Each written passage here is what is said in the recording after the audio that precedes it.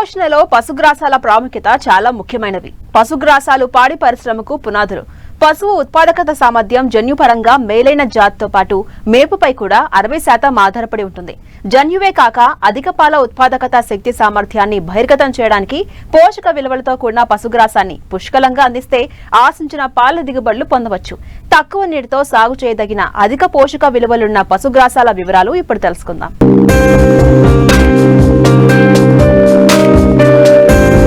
పాడి పరిశ్రమ, జీవాల పెంపకం ఉపాధినిచ్చే మార్గాలుగా అధిక ఆదరణ పొందుతున్నాయి.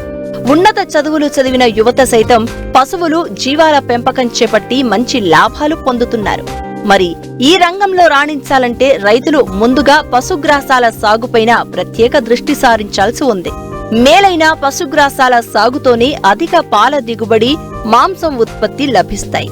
పాడి పశువులు, జీవాల నిర్వహణలో సింహభాగం ఖర్చు మేతకే వెచ్చించాల్సి వస్తుంది. కాబట్టి ఈ సమస్యను అధిగమించేందుకు తక్కువ విస్తీర్ణంలో అధిక దిగుబడులను అందించే గ్రాసాలను ఎంపిక చేసి సాగు చేసుకోవాల్సిన అవసరం ఉంది. మరి ఏ గ్రాసాలు అధిక దిగుబడినిస్తాయి, వాటి సాగులో పాటించాల్సిన మెళకువలు ఏమిటో తెలియజేస్తున్నారు రాజేంద్రనగర్ వ్యవసాయ విశ్వవిద్యాలయం పశుగ్రాసం విభాగం ప్రధాన శాస్త్రవేత్త శశికళ. మేము మా పశుగ్రాస పరిశోధనా స్థానం నుంచి మా ప్రొఫెసర్ జయశంకర్ తెలంగాణ రాష్ట్ర విశ్వవిద్యాలయంలో విడుదల చేయబడినటువంటి పశుగ్రాస విత్తనాలను, నాణ్యమైన పశుగ్రాస విత్తనాలను రైతు సోదరుల కోసం అందుబాటులో ఉంచాము. వీటిలో ముఖ్యంగా అందరికీ తెలుసు, రైతు సోదరులకి పశుగ్రాసము అంటే పచ్చి మేత కొరకు పెంచే పంటలన్నింటినీ కూడా మనము పశుగ్రాస పంటలని అంటూ ఉంటాము. మొక్కజొన్న, పశుగ్రాసపు మొక్కజొన్న మా వ్యవసాయ విశ్వవిద్యాలయంలో విడుదల చేయబడినటువంటి TSFM 15-5 అనే మొక్కజొన్న రకాన్ని కూడా మేము పెట్టడం జరిగింది. అదేవిధంగా పశుగ్రాసపులో మొక్కజొన్ననే కాకుండా ఇది ఒక కోత మాత్రమే ఇస్తుంది. కాకపోతే బహువార్షికాలు కూడా మేము పెట్టడం జరిగింది.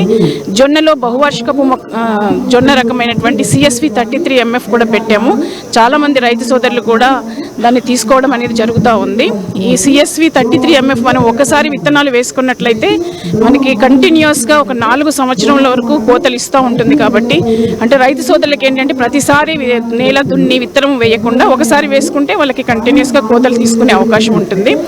అదేవిధంగా ఇంకా మేము హెడ్జ్ లూసన్, దశరథ గడ్డి, ఇది పప్పు జాతి పశుగ్రాసపు పంట. మామూలుగా రైతు సోదరులందరికీ మేము చెప్పడం ఏంటి అంటే మంచి నాణ్యమైన పశుగ్రాసాన్ని ఈ పశువుల కోసం పెట్టాలి అంటే ఈ ధాన్యపు జాతి, గడ్డి జాతి పంటలతో పాటు పప్పు జాతి పంటలను కూడా మనం కలిపి పెట్టాల్సిన అవసరం ఉంది. ఎందుకంటే పప్పు జాతి పశుగ్రాస పంటల్లో మాంసకృతుల శాతం అధికంగా ఉంటుంది కాబట్టి నాణ్యమైన పచ్చిమేత లభిస్తుంది. వాటితో పాటు మంచి ఖనిజ లవణాలు, విటమిన్లు కూడా లభించి పశువులు ఆరోగ్యంగా ఉండడమే కాకుండా పునరుత్పత్తి బాగుంటుంది. అట్లాగే పాల ఉత్పత్తి కానీ, మేకలు, గొర్రెల ఎదుగుదల కానీ బాగా ఉంటుంది.